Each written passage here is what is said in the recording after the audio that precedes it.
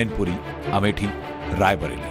विपक्ष के लिहाज से यूपी की ये तीनों सीटें वीवीआईपी हैं। इनमें से केवल मैनपुरी से डिंपल यादव के नाम का ऐलान समाजवादी पार्टी ने किया, बाकी पर कांग्रेस राय मशवरा कर रही है। बीजेपी ने अपना कैंडिडेट इस पर अनाउंस नहीं किया। माना जा रहा है कि मैनपुरी से ओबीसी कैंडिडेट पर योगी और मोदी दांव खेल सकते हैं। वैसे यूपी सरकार में मंत्री जयबीर सिंह मैनपुरी में ज्यादा एक्टिव रहते हैं, लेकिन वो जनरल कैटेगरी से आते हैं। ऐसे में बीजेपी के पास उत्तर प्रदेश में ओबीसी का सबसे बड़ा चेहरा डिप्टी सीएम केशव प्रसाद मौर्य है। कहा यह भी जाता है कि वो मैनपुरी और आसपास के इलाकों में ज्यादा एक्टिव भी रहते हैं। तो क्या ऐसे में माना जाए कि वो एक उम्मीदवार हो सकते हैं, क्योंकि बीजेपी ने पिछले 3 चुनाव में वहां पर ओबीसी चेहरा ही उतारा है। मैनपुरी सीट पर 17 लाख वोटर हैं, जिनमें सबसे ज्यादा 4.5 लाख यादव, 3.25 लाख शाक्य, 2 लाख ठाकुर, 2 लाख दलित मतदाता हैं, 1 लाख लोध, 70,000 वैश्य और करीब 1 लाख मुस्लिम। यानी डिंपल अगर यादव और मुस्लिम वोटर से उम्मीद लगाएं तो बीजेपी सवर्ण, ओबीसी, दलित मतदाताओं के फॉर्मूले से मैनपुरी में समाजवादी किला ढहाना चाहती है। और उनके पास फिलहाल केशव प्रसाद मौर्य से बेहतर ओबीसी नेता कोई नहीं।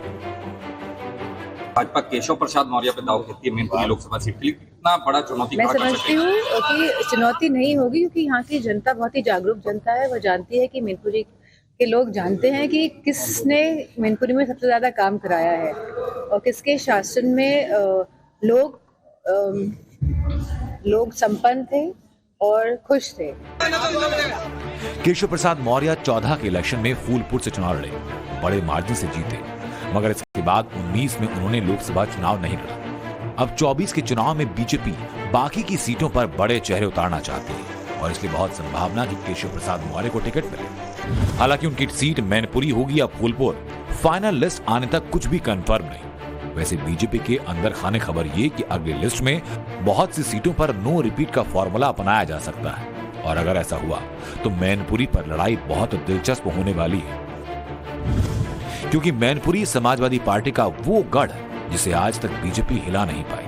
1996 से इस सीट पर यादव कैंडिडेट ने जीत हासिल करनी शुरू की और सिलसिला 2022 के उपचुनाव तक नॉन स्टॉप जारी रहा। हर बार समाजवादी पार्टी को ही यहां से जीत मिली।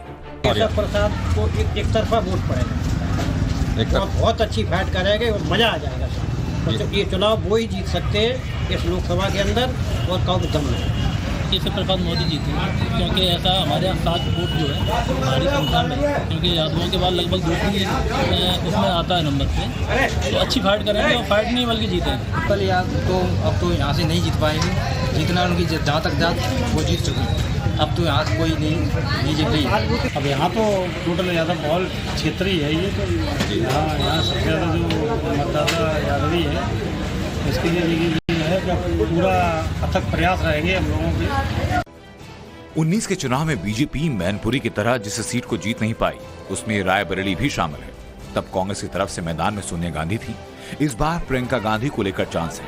यूपी कांग्रेस की टीम ने प्रियंका के नाम का प्रस्ताव आगे बढ़ा दिया, जिस पर आला कमान को आखिरी फैसला लेना है।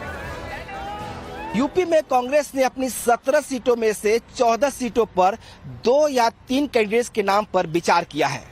फतेहपुर सीकरी के अलावा रायबरेली और अमेठी एक ऐसी सीट है जहां पर सिर्फ एक नाम सबसे आगे है। सूत्रों की माने तो आज लखनऊ में कांग्रेस और समाजवादी पार्टी के बीच जो कोऑर्डिनेशन बैठक हुई, उसमें राहुल गांधी और प्रियंका गांधी के नाम पर भी विचार किया गया, ताकि ये समझा जा सके कि अगर अमेठी से राहुल गांधी और रायबरेली से प्रियंका गांधी चुनावी मैदान में उतरती है तो फिर गांधी परिवार के इस फैक्टर के अलावा कौन से इक्वेशन उनके फेवर में हो सकते हैं। रायबरेली में भी बीजेपी मैनपुरी वाला फॉर्मूला इस्तेमाल करने की कोशिश में है, यानी ब्राह्मण कैंडिडेट पर दांव, और इसके लिए फिलहाल मनोज पांडे बेस्ट ऑप्शन नजर आ रहे हैं। रायबरेली में 18 लाख वोटर हैं, जिनमें करीब 2 लाख ब्राह्मण और 1.5 लाख ठाकुर। बीजेपी इस वोटर को अपना मान रही है। 1,08,000 लोध और 70,000 कुर्मी मतदाता भी बीजेपी के कोर वोटर्स में गिने जाते हैं। करीब 4,15,000 वोटर्स में कायस्थ, बनिया और कुछ अति पिछड़ी जातियां आती हैं। इस वर्ग का वोट भी बीजेपी को मिलता रहा है। करीब 6 लाख एससी वोटर हैं, जिसमें बहुत बड़ा हिस्सा बीएसपी को जाता रहा। अब बीजेपी इसमें भी सेंध लगाने के मूड में है। बाकी बचे 1,25,000 यादव और 1,10,000 मुस्लिम वोट ही ऐसा जिसे कांग्रेस अपनी ओर खींच सकती है। फिलहाल ना तो मनोज पांडे बीजेपी में शामिल हुए और ना ही प्रियंका गांधी का नाम फाइनल किया गया, लेकिन सूत्रों का दावा ये कि दोनों ही रायबरेली में एक्टिव हो चुके हैं। इसी कड़ी में प्रियंका गांधी के पोस्टर लगने शुरू हो चुके हैं।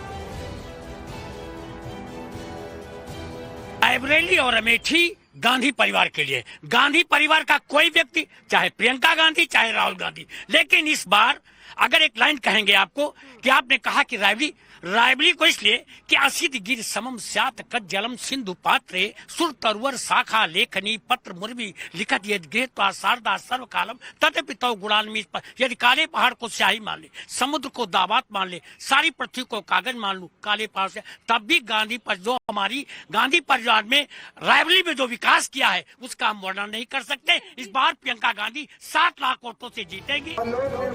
24 के चुनाव में अगर बीजेपी मैनपुरी और रायबरेली को लेकर कॉन्फिडेंट है तो इसमें बड़ा फैक्टर है अमेठी से मिली उसे जीत। स्मृति ईरानी ने जिस तरह राहुल गांधी को 2019 में हराया, इस बार भी उसी आत्मविश्वास के साथ वो दम भर रही है।